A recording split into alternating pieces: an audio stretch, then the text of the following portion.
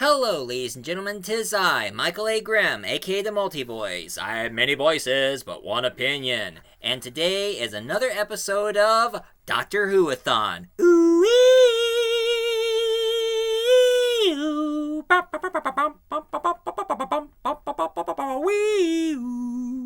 wee And today I got a review for you guys. This one is actually a Doctor Who episode starring Sylvester McCoy era from 1987 to 1989.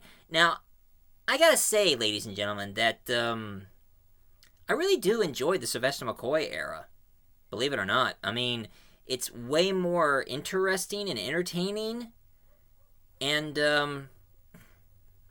Sylvester McCoy did a pretty damn good job as the Doctor. And did you know that he was Scottish? That's right, Sylvester McCoy is Scottish. But of course he has to speak with a posh British accent and had to roll his R's when he always had to say something. When he has to make a speeches about something. But this one takes place...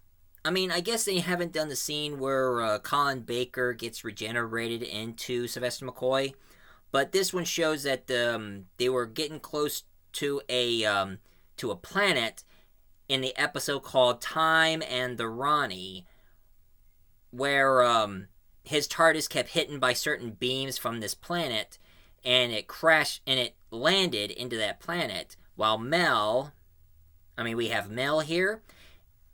And also the Doctor, who is out. And then coming out of the doorway is, of course, none other than the Ronnie herself. And she says, Lidiger is the man I want. Take him to my laboratory. And, of course, the creature turned the Doctor over, and that's when Colin Baker regenerated into Sylvester McCoy. Now, throughout the series, the Ronnie was trying to manipulate the Doctor by pretending to be Mel, while Sylvester McCoy's trying to go through the wardrobe until he finally found a perfect outfit. Did you know from the beginning they wanted to start the series as a corny, campy series, make it funny instead of making it dramatic like the others? And I guess on some of the episodes it is pretty corny, but throughout the rest of the episodes... they decided to try not to make it campy and funny, but make it more... trying to have the same dramatic scenes and everything on it.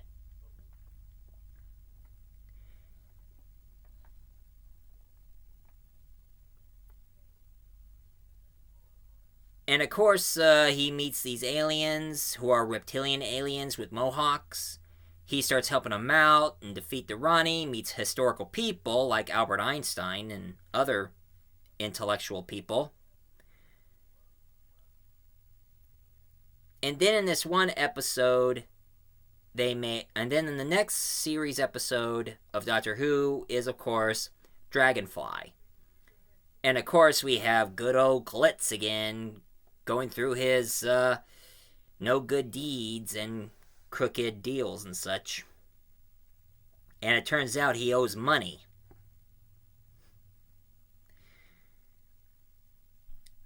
But of course, once again, this is when Mel leaves the show, and we have a new companion, which I gotta say, I had to admit, I love this companion, and she is definitely the inspiration for my companion, Hannah, and that is Ace, played by Sophia Aldred. Now, Ace, she's a really cool companion, and, she's a teenage girl, and the relationship between Sylvester McCoy and Ace is they have, like, sort of a father and daughter kind of relationship. Like, he's more like the father type, who always keeps an eye on Ace and always makes sure she doesn't go into any dangers while they go through their adventures.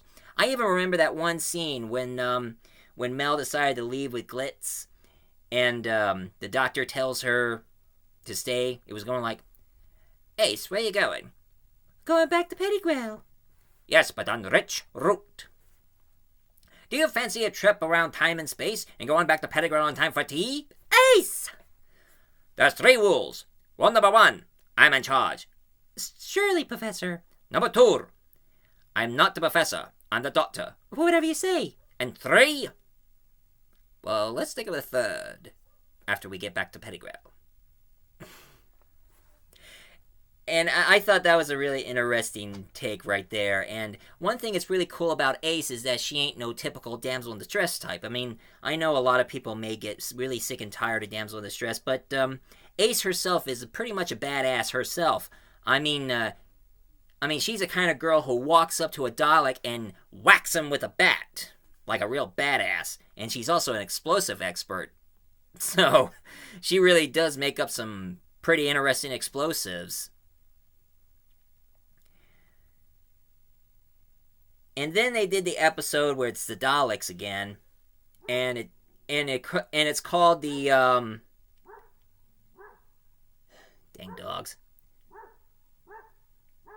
But anyway, in the episode called Remembrance of the Daleks, it turns out that the group of Daleks, they're trying to cause problem again, and it's Davros in charge, and all they want is the hand of Omega. There is like a civil war going on between the Daleks. I mean, there are the black Daleks and the white Daleks. And Davros control the white Daleks. And the Doctor, the Daleks are trying to find the hand of Omega, which is supposed to be the key to time travel and everything. But the Doctor decided for them to get the hand of Omega because it's way too powerful. Only the Time Lords can obtain it, and no other species. And pretty much they destroyed themselves by using the hand of Omega. Omega. I wonder if anybody ever think about doing a crossover between Doctor Who and Dr. Omega.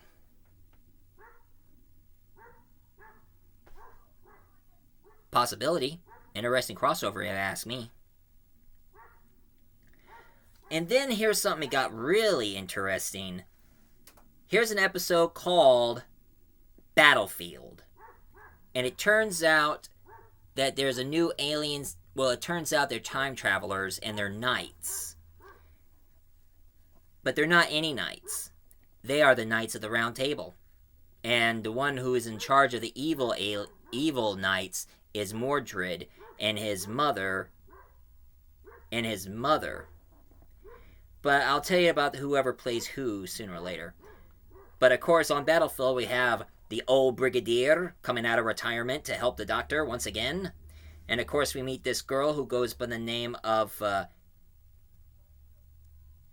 Ling Tae, played by Su Young. And here's a little something very interesting. Some of the knights recognize the Doctor as Merlin. Merlin the Wizard. If some of you are familiar with Arthurian mythology, you know, like the King Arthur and all the other stories, they're saying that that the Doctor was Merlin back in King Arthur's time. Possibility, of course. And of course, we also have some new characters. It turns out that after the old Brigadier retired, there's a new Brigadier called Brigadier de Bombra, played by Angela Brace. Now, I recognize Angela Brace from another sci-fi series I've watched, Red Dwarf, if some of you remember my review of Red Dwarf. And also, when she was in Red Dwarf, she played the female version of David Lister. Smeggin' hell. And of course, we have Morgan Le Fay, played by June Marsh, John Pertwee's ex-wife. Yeah, that's right. I mean, she had appeared in a couple of Doctor Who episodes, and now she played the villain, Morgan Le Fay, which that's not the first time she played the villain. She even played Mumby on Return of Oz, and also Bamorda on Willow. So I guess John Pertwee didn't reverse the polarity of her neutron flow. I love making John Pertwee jokes because of his reverse of polarity. And of course, the noble knight who recognized the Doctor as Merlin, his name is Alyson and Sullen. I'm trying to pronounce the name here. Played by Maurice Gilbert. And of course, Morgan Le Fay's son, Mordred showed up, played by Christopher Bowen. Christopher Bowen. And it turns out that they needed King Arthur's sword, the Excalibur, so Morgan Le Fay can release the Destroyer, that blue demon-looking creature.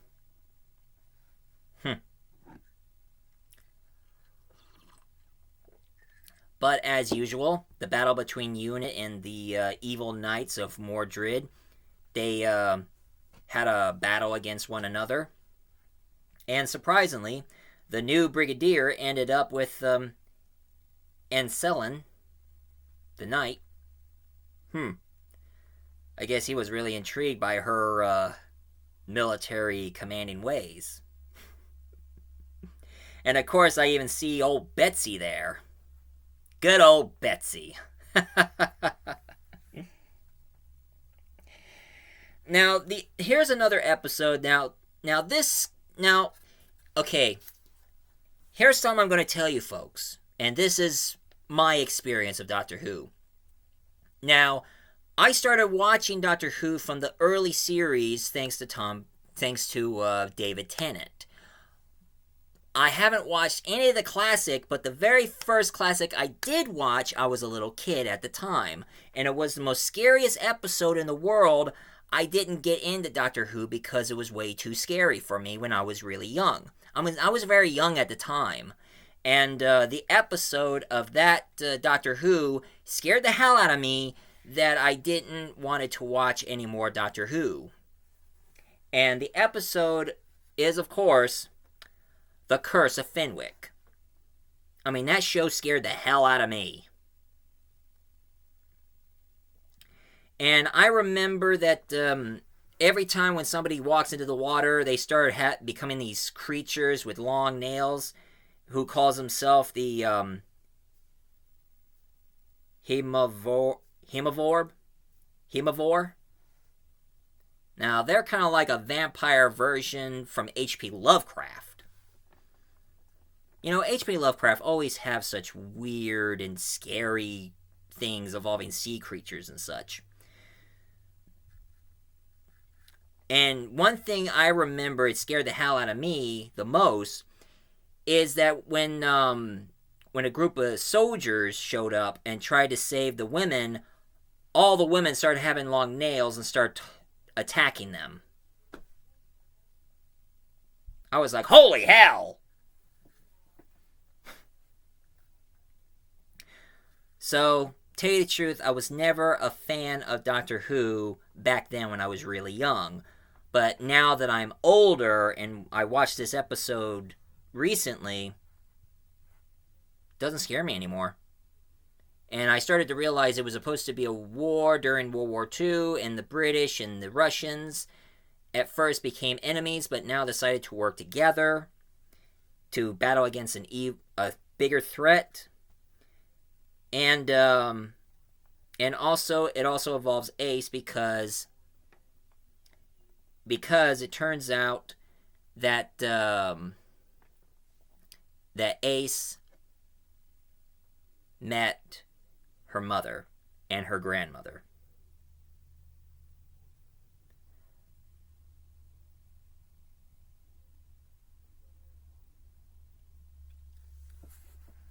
Which that was a very touchy, shocking thing to witness. But of course, it's a time-traveling show, so what do you expect?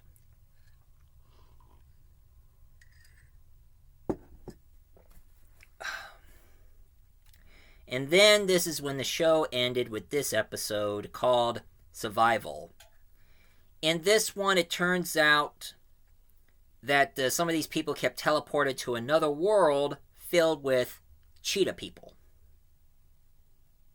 Now, one thing I gotta say, the episode was kinda perfect.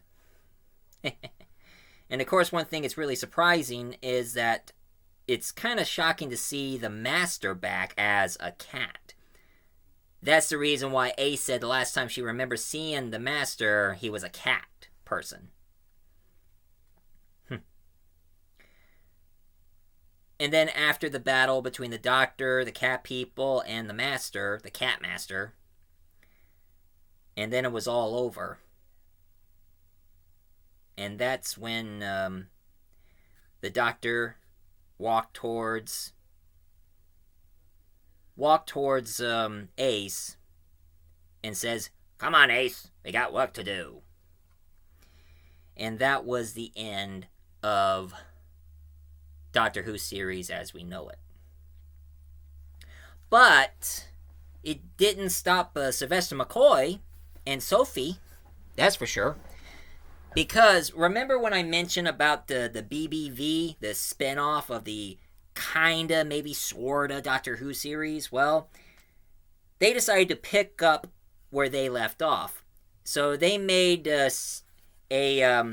BBV series of Probe. And due to a certain copyright, Sylvester McCoy isn't supposed to be called the Doctor, but he can be called the Professor. And Ace is just called Ace.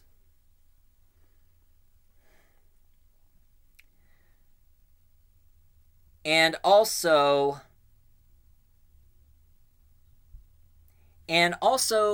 they have, before Big Finish kept doing audio series, they themselves decided to do audio series themselves called Audio Adventure in Time and Space. And it's still Sylvester McCoy and, of course, Sophie again. And then they made this one movie that is part of BBV, but it's actually has nothing to do with Doctor Who or time travel or anything. One movie that I have seen called The Air Zone Solution, which is just a suspenseful thriller science fiction about some sort of pandemic that they've been doing experiments on people with this airborne virus that it's kind of mutating some of the people. And it had all the actors from Doctor Who,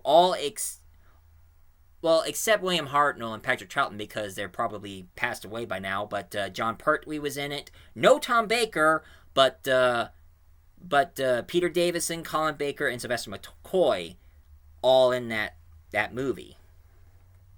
Why is it that every time when they always have to do a Doctor Who reunion, Tom Baker is not in it, for God's sakes? What the hell? It's just like the 5 Doctors, which they should have called it the 4 Doctors because Tom Baker's not in it.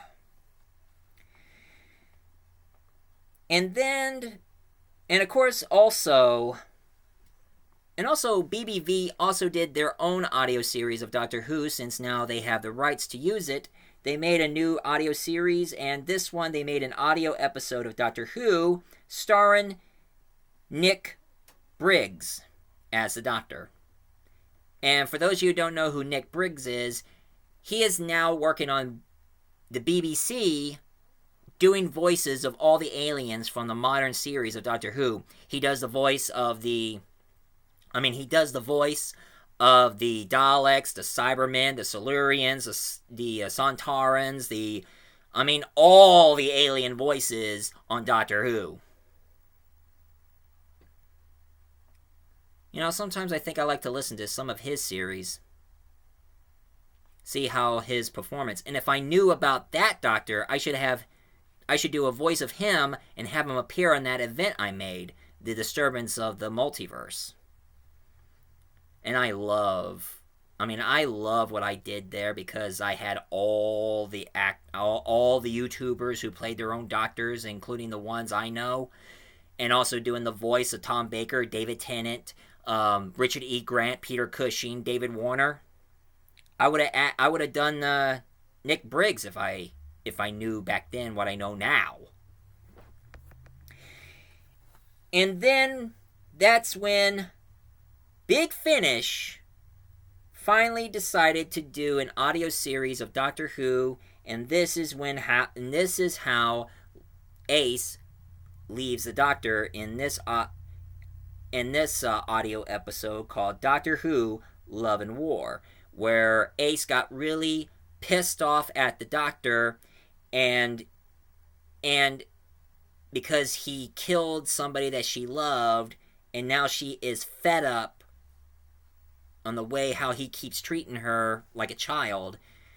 So she decided to go off on her own, and of course there is Bray Summerfield in it. I'll explain to you about Bray Summerfield later. And then there was a 30th anniversary that they were planning on making called Dimension in Time, where they did round up all the actors in the Doctor, but they also added some actors who was in this British drama called EastEnders, which I don't watch because I don't like soap operas. I am not a big fan of dramas, and I'm not a big fan of soap operas. I hate soap operas. And even Lifetime movie pissed me off, so don't get me started. And then there was but before Big Finish, there was this other company called the BBC Eye. They have done more Sylvester McCoy episodes of Doctor Who, but the best one of all is, of course, Death Comes to Time. And, one of these days, I think I should do a thorough review of Death Comes to Time because it is one of the best Doctor Who episodes, but sadly it's not canon. But it does have a certain character that they decided to do a spin-off, but it's under Kickstarter development. And then there was an unmade script of another Doctor Who special, which was supposed to be pretty dark, and it was called Lost in the Dark Dimension, where all the Doctors are all together, but some of them are getting killed one by one, so Tom Baker Doctor is trying to figure out who's responsible for all this, and it also involves Cybermen, but with claws, and even a crooked politician, and they were planning to have him be played by Rick Mayall. You know who Rick Mayall was. Some of you remember him from Drop Dead Fred, which I haven't reviewed Drop Dead Fred lately. I think I should start reviewing that one because it is a good movie. But I remember his performance from The New Statesman and Believe Nothing, where he always played a crooked politician who always trying to get his way.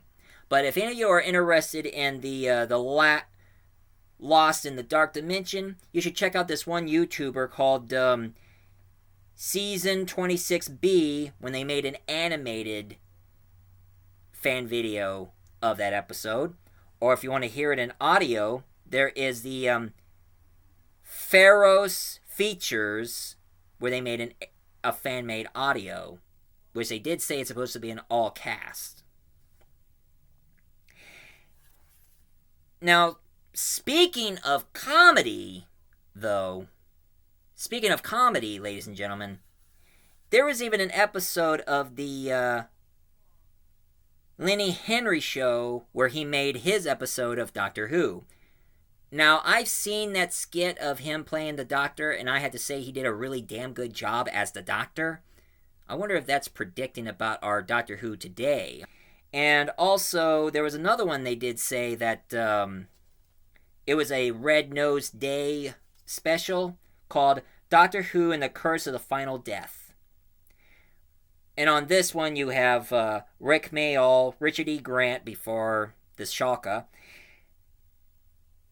Jim Broodbin, Hugh Grant, and Joanna Lumley. They were playing all the doctors, and a lot of people are saying that those that comedy skits they made of Doctor Who is predicting the future of our modern series.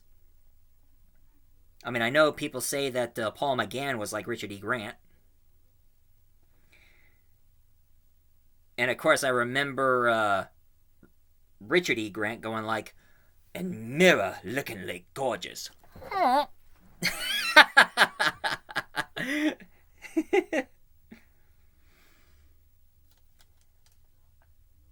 But that was a really good comedy parody skit, along with Lenny Henry. And that is the end of the Sylvester McCoy era of today. Sorry I was going a little off topic. It has nothing to do with Sylvester McCoy, but I wanted to slap that in, ladies and gentlemen. And this ain't the end of Doctor Who-a-thon. Oh no. There's one more I'm going to talk about, and it ain't going to be as short like all the others, ladies and gentlemen. I'm going to be talking about the Paul McGann era of Doctor Who.